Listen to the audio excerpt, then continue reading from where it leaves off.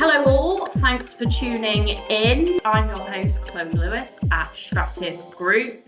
This podcast, we discuss innovations in cloud security with founders and leaders of startup vendors in the industry. Today, we are discussing the future of open source cloud security with expert guest Toni de la Fuente. Welcome, Toni. Thank you. Thanks for having me. No problem. Toni, it would be great if you could provide us with a brief intro of yourself and where you come from. Sure. Thanks. Well, I'm the creator and founder of Prowler. Now I'm CEO of Prowler, the company behind the Prowler open source and also our SaaS. I've been into cybersecurity for now about 25 years. Also very active in open source, doing different open source projects related to cybersecurity. And in the last years, I've been focused on cloud security mostly. Amazing. And what sort of differentiates your cloud security solution from others, would you say, in the market? Mm-hmm. Well, there are a few important differences between Prowler and others. First of all, I mean, we are open source. That means that you have the power of the solution. It brings you the flexibility to customize for customization and adapt whatever you need to do in your cloud. Also is community-driven solution. So we have a very large community that help us and help themselves improving the product, giving feedback, and adding new features into the product. So it is not like one size fits all type of solution as you have to go and buy and use it. It is more flexible and dynamic in that regard. And also, nothing stops you to start using something like Prowler and assessing your cloud security. It's like you go, download it, use it, or you go register, sign up to use Prowler in the cloud. Those are the most important points, I would say. Yeah, and is there any particular key features and capabilities beyond that of the product set, would you say? Well, first of all, when it comes to doing cloud security, we have to answer three main questions. For everybody that needs to assess the cloud security needs to answer those questions, which is, what do I have? Where is my data? Because it's the cloud, but the cloud has services, has regions, all that stuff. And is it secure? So the main features that we provide we try to answer those questions, which are the most important questions when it comes to assessing your cloud security. And also allowing the users to create their own checks to remove the noise, because there is usually a lot of noise when you are assessing a cloud security, and very easy to use. I mean, it's not only, you don't have to be an expert to audit your cloud with Prowler. Cool, amazing. So how do you ensure the scalability and the reliability of your security solutions around that then? Well, it depends on what you want to do. So Prowler is, with Prowler, you can run just one point in time assessment, which means that you don't have to be worried about the scalability mostly, but also at the same time, you can run Prowler for continuous monitoring. In that case, it depends on your architecture and depends on what you have to scan to set up properly the infrastructure to do that with Prowler, but it's pretty straightforward. Amazing. And so in terms of the main security challenges that you're seeing that you're addressing for your customers right now, what do you see that being? Well, I would say two main issues here, or challenges. One is to find the needle in the haystack, because there is a lot of noise when you are auditing cloud infrastructure, and we try to do that by severity, by filtering out what is not important with mute list, some feature that we call mute list, but also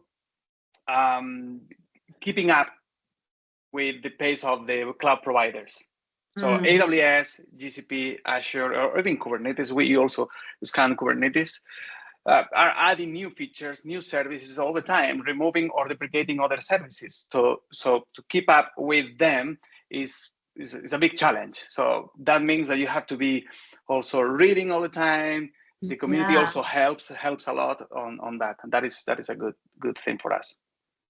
Yeah, lots of reading up for you to do daily, even as CEO and founder of a company, I'm sure. So makes total sense. But thank you for the insights into the technology. It's very interesting. Obviously, as you know, there's tons of vendors that are popping up all the time, and I think the one question that every customer has is, how are you differentiating yourself in the market, and what are you going to be bringing to the customers that's going to be new and innovative as well, and make those changes. So sounds like there's lots of exciting things going on within cloud security, but open source in particular as well.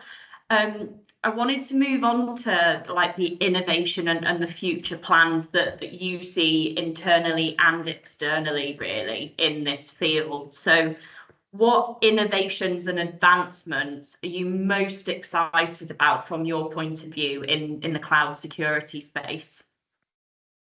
Well, that is in many cases this is coming from the cloud providers. So Gen AI is, if I don't say that, it's like living in a different world, right?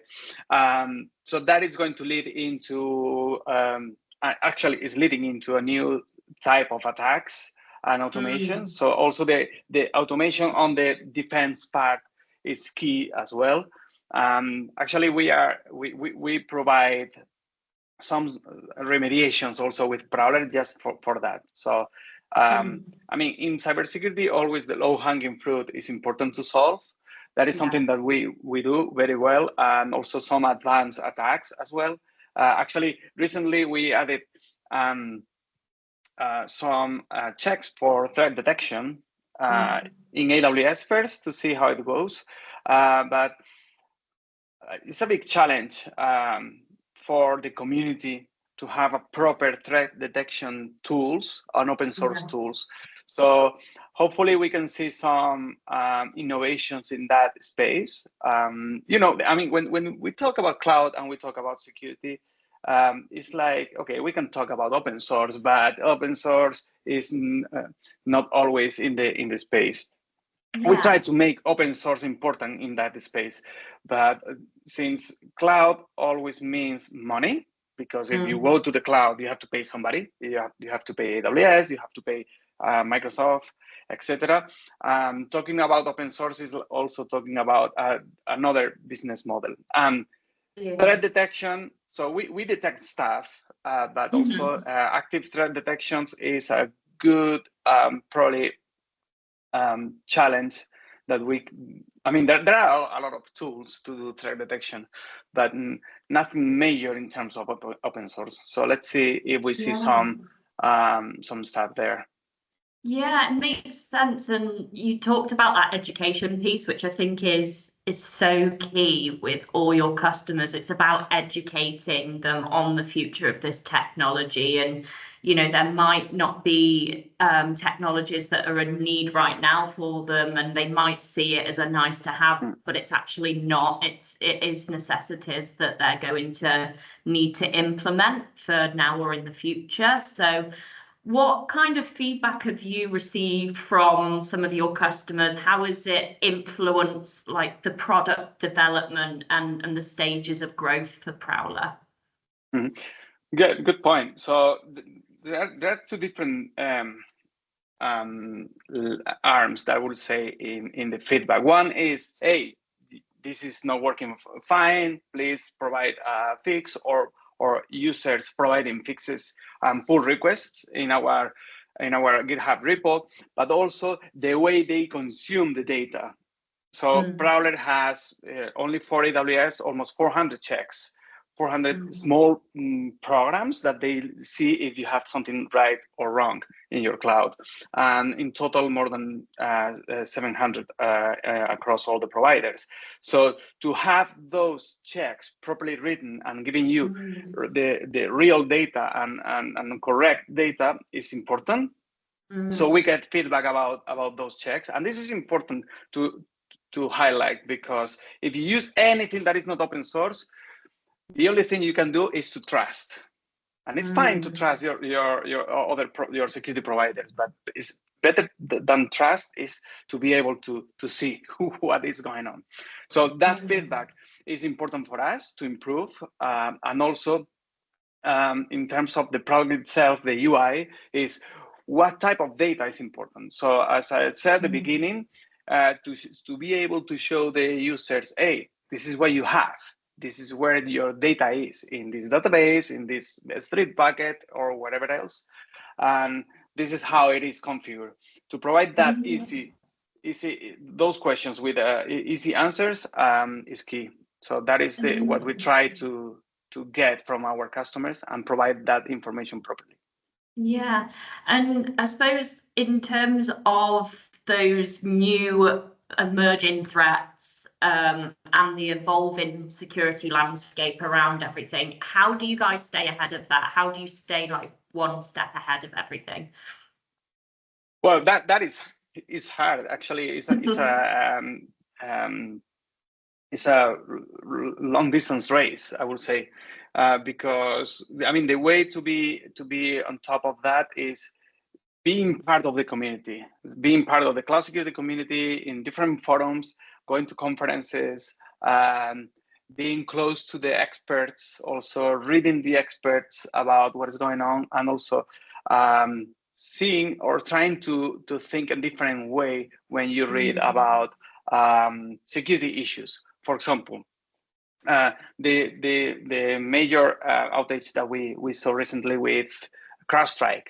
CrowdStrike didn't impact what we do directly, but how can we do so? A way to see that is what can we do to tell our customers, hey, if something like this happens in the cloud somehow, and you follow these best practices, this is not going to happen or to you. I mean, it's like having the proper mindset also important here.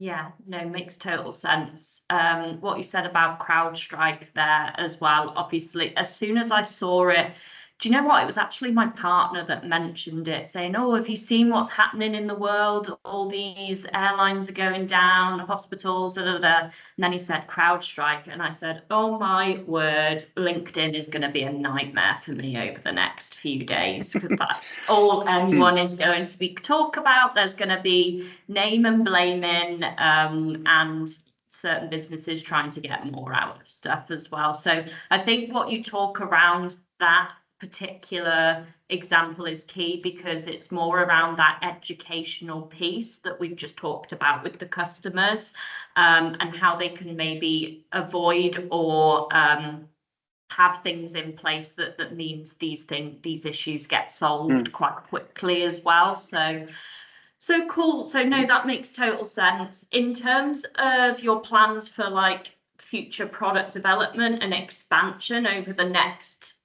couple of years, where do you see Prowler, the business, going? Well, so we are about to release in a month or two a new version of Prowler with some revolutionary things, I would say, that is going to be important for the community. A Prowler with persistent data, like a major improvement in our UI as well, and after that also an online platform to build stuff for Prowler as well. So we are going to highlight our community. We are giving our community the power of assessing their cloud security, no matter where they have their workloads. That is important, and that is what we are working now. So we are trying to give the community what the community needs and listening to the community. That is what Prowler wants to become. So that we call that the open cloud security movement, because cloud security needs more open source, and we want to promote that. So the company is growing in terms of business. We have different ways to monetize what we are doing, of course, with our SaaS platform, by subscriptions, and few other ways, like training, etc. So we will see. So we are focused now on building the platform and providing proper solutions to our user base. So exciting. Wish you the best of luck over the coming months and everything. Sounds like you're super busy and everything.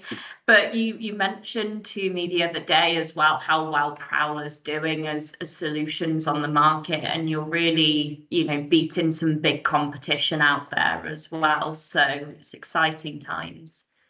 Well, I mean, the competition is hard, but we have some important differences compared to the big ones. Of course, I don't think it's fair for anybody to do one-to-one comparison with other SaaS. But what we do is, of course, highlight what we do different to others, and that flexibility and community-driven is key for us, and we haven't seen that in others. So that is what we want to highlight. And of course, being the open source leader in this space is key for us. Yeah, 100%. How are you going to try and prioritize those new features and enhancements for your product then? Well, there are two ways to do this. One is asking our customers and users, listening to them, and also looking at the market, looking at this industry. So we use a big percentage of what we put in the product is what the community and our user and customer base ask us to do. And another part is what we think is needed, because sometimes the user wants some answers. And other times you have to provide them features to realize. It's important to understand that, as I said at the beginning, the data set of Prowler and any other CSPM or whatever acronym you use for cloud security is huge. So there is a lot of data. So putting that data in context and providing a proper solutions and prioritizations to the customers and users is key. So listening to them and doing that measure between what they want and what we think is important is key, and that is how we prioritize new features and enhancements. Amazing. I think there's a couple of key takeaways from all this, from what I've heard anyway, is that community is king, and that is what you're trying to create in open source as well. And read that education piece really around the innovations. So that's really good to hear. I had a few sort of left field questions for you, Toni, as well, aside from open source cloud security. As a CEO and creator of these innovative cloud security solutions, how do you unwind? What does Toni do to step away from business as usual in the day? What do you do to sort of unwind and everything?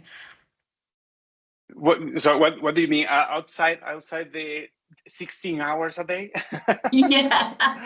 Sleep, trying to sleep. I mean, for me to have a company based on what was my pet project and my side project over the last 8 years is a dream. So I put a lot of effort and motivation into Prowler, and I try to also to put that motivation into my team. Now we are about 15 people in full-time employees in Prowler, which is amazing. Remember, Prowler was one-man army project for about 6 years. Yeah. And now having the opportunity to have a team is amazing. So I put a lot of my time thinking about that. I mean, being a CEO of a startup is a great opportunity. So I try also to learn what does a CEO do, Yeah. and learning and reading a lot. That is what I do the most. And I live near to the mountains here in the south of Spain, in Granada. So doing trail running is also helpful. Oh, nice. You know, everyone's got their own ways to unwind, relax. But if you're truly passionate about what you do, it doesn't really feel like work at the end of the day, does it? When you feel like you're creating something super special. What would one piece of advice be that you'd like to share with others that might be trying to start their own business in the security market, technology, or it could be anything? Just one piece of advice for those founders of a startup, really. I think the most important thing that helped me to build what Prowler is now is having a good network. Sometimes when you are an engineer and you are a very intense or obsessed engineer, you are not good of talking to people. You are good talking to machines, right? Yeah. But if you want to go beyond just writing something helpful, you have to talk to a lot of people. You have to explain what you do. You have to believe what you do. That is hard for us. It's also a matter of culture, probably. So being able to talk to a lot of people, explain what you do, being proud of what you do is key. So that is something that I recommend. Build your own network. So when you are 20, probably your network are a lot of engineers and hackers, which is great. And 20 years later, those hackers may become CEOs or CTOs of other companies or CISOs. That time and period of time is important to keep growing your network, because this is always going to be helpful. Yeah, going back to the community piece, hey, definitely worth it. So I think that's about all we've got time for today, Toni, but really enjoyed speaking with you and enjoyed learning more about the future of open source cloud security and Prowler. Seems like such an exciting time. But listen, guys, stay tuned for more insights into the cloud security market. Reach out if you'd like to get involved as well, and bye for